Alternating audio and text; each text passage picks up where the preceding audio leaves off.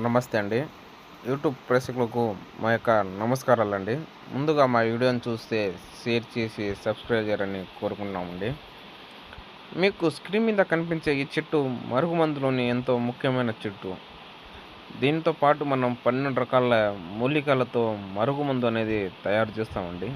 ఈ మరుగుమందు ఒక్కసారి పెడితే చాలండి.